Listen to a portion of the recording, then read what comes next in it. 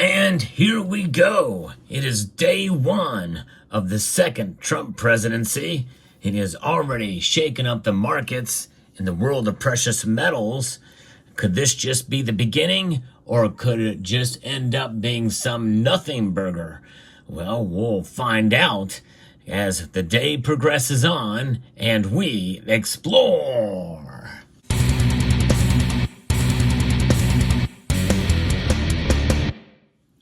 A lot could happen on day one. Trump has already promised a flurry of executive orders. Could gold and silver be a part of that mix of executive orders? Now, there will not be an executive order specifically targeting gold and silver, but already leading up to this very day, in the coming days of the new Trump presidency, the gold and silver markets, in a sense, have begun a slight panic. I'm going to be referencing a piece here from Reuters that gives us a little bit of insight as to what is coming in the world of precious metals for fear of tariffs that Trump will be implementing and how they could react to the coming administration's executive orders. Gold stocks and COMEX approved warehouses have jumped by 1/3 in the past weeks as market players sought deliveries to hedge against the possibility of import tariffs from incoming U.S. President Donald Trump. And when we think about those tariffs and those taxes, essentially, because that's really what a tariff is, it's a taxation on these imports. Many of these, of course, people are taking in gold from other nations like the London Bullion Market Association. You've heard me talk about that before. And you and I, well, we buy precious metals too. In many cases, we make our purchases to avoid taxes, because if we buy a certain amount, well, we can avoid taxes that are collected by bullion dealers. Where I buy my precious metals is Summit Metals, summitmetals.com. They have these cool wallets, and in many cases, some states have removed taxation on gold and silver. So that's why, you can buy small amounts at a time, like these little 1 gram bars at a really reasonable premium from Summit Metals, and get a nice little wallet like this.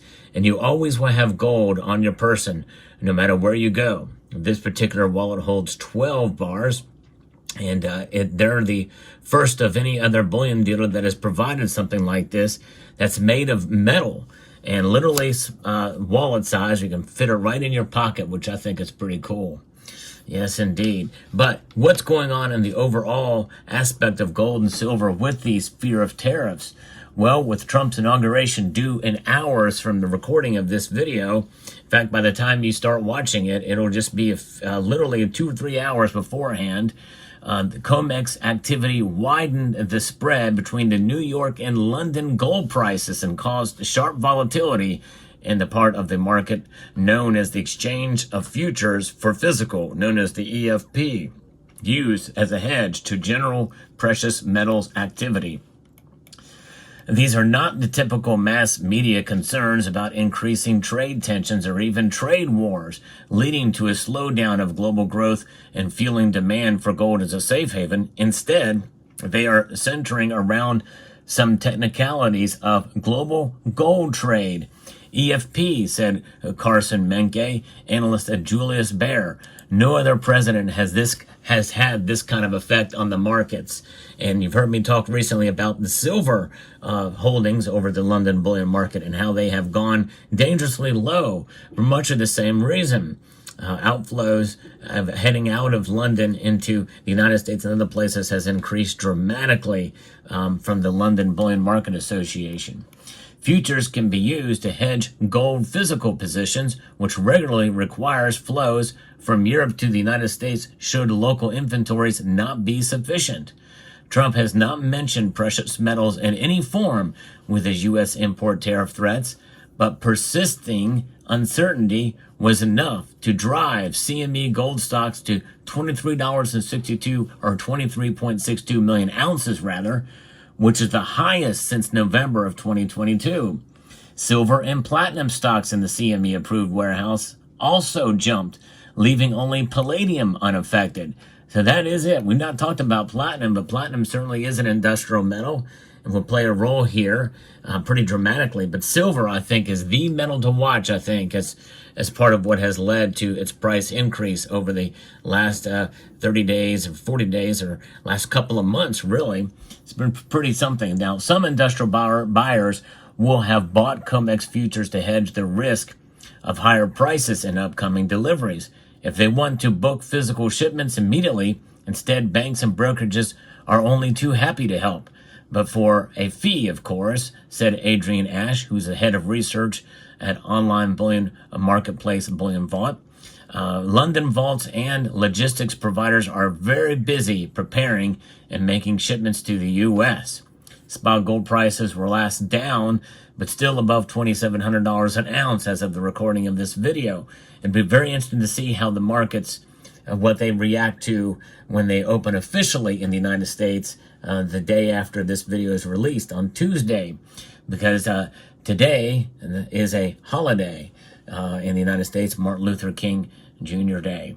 The price spread between New York and London prices was inflated by activity in the EFP private agreements, which allowed traders to swap future positions to and from physical unallocated accounts. Intraday moves and volatility in the EFP have been extraordinary and unheard of, with the EFP at times moving more than the spot price. Now, obviously, if these fears are unrealized, well, I guess everything will just go back to normal, and which means that the spot price may not be as affected as much, which means that this very well could be a nothing burger in terms of how these tariffs are implemented.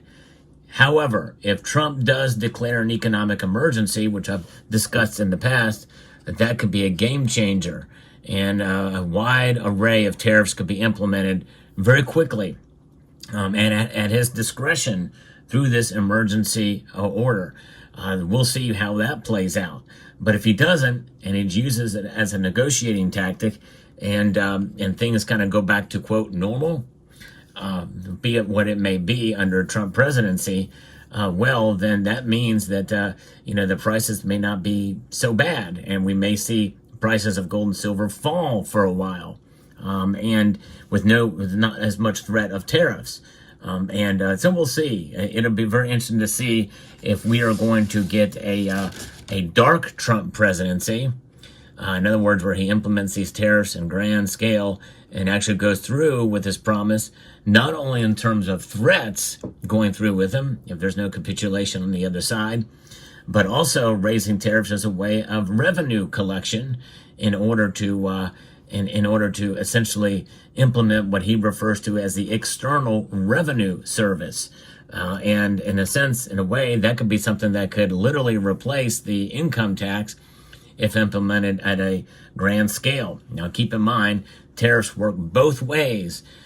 Tariffs are being charged to us, the United States, for products shipping out of the country, which is not a direct tax on us, but it hurts the United States, because there really is no free trade if only one side is paying a tariff. That's really not the definition of free trade, which is an ideal situation, but is wholly unrealistic if only one party participates in it. And so if we collect tariffs on things coming into the United States, yes, it will raise the cost of those purchases. But if there's enough of that happening, we could do away with the income tax, and we could actually bring back manufacturing to the United States of America.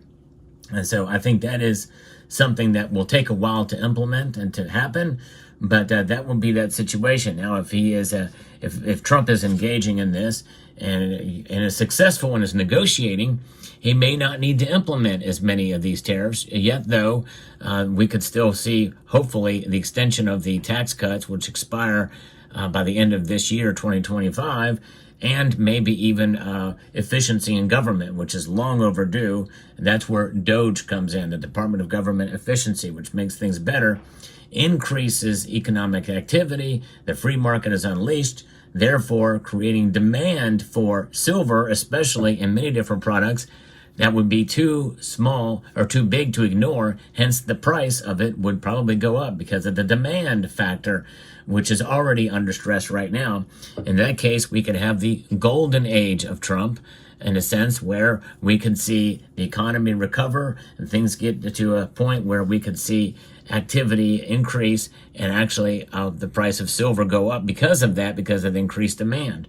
Gold, I think, in a sense, may still stay where it is or climb somewhat, but I think we could see a new golden age of silver in that regard.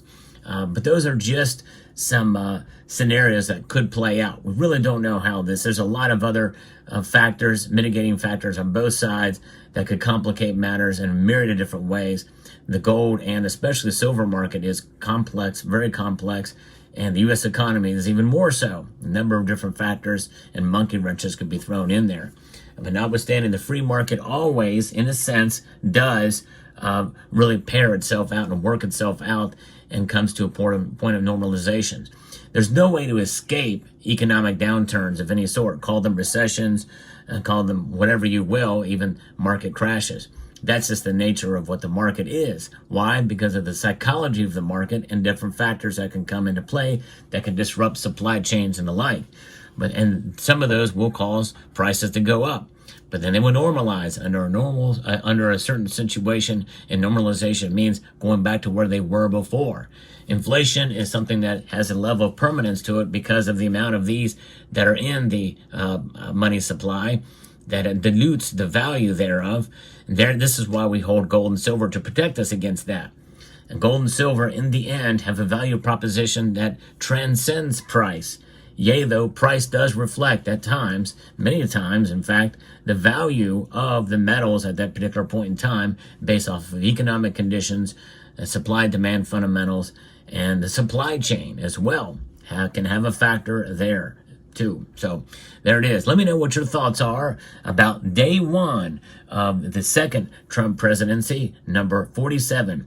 Whether you love him or hate him or feel rather indifferent, there's going to be policies that he has that are going to move the needle in one way or another with regards to the economy in general and gold and silver specifically. And right now, for the first time ever, a president has made the markets nervous in the world of precious metals.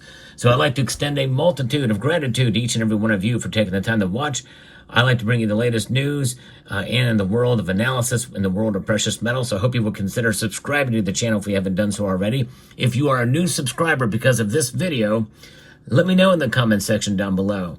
I would love to give you a warm welcome and appreciate you for joining us, as well as appreciate all of you who have stuck with me as subscribers of this channel. So I'd like to extend a multitude of gratitude to you all for watching and to encourage you to please rate, share, comment, and subscribe.